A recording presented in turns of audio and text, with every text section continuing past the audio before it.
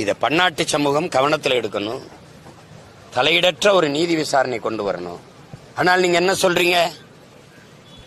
அங்க நடந்தது இனப்படுகொலை தான், அதுக்கு அந்த நாட்டு அரசே ஒரு நீதி விசாரணை நடத்தி கொள்ளலாம்ங்கிறீங்க.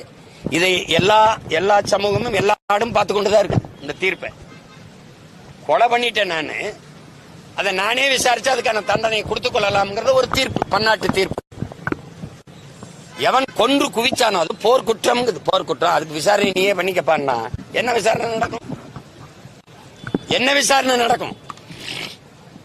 யார் விசாரிப்பா? யார் விசாரிப்பா? இப்படியே ஓடிருமா? இப்படியே ஓடிருமா? தமிழ்நாட்டு அதிகாரம் ஒரு நாள் வீதியில் நின்று கத்திக்கிட்டு இருக்க பிரபாகரம் பிள்ளைகள்கிட்ட சிக்கிச்சுன்னா சிங்களம் எப்படி தப்பிச்சு போயிருமா? பன்னாட்டு சமூகம் எனக்காக பேசாம போயிருமா? இல்ல இந்திய நாடு தான் பேசாம போயிருமா?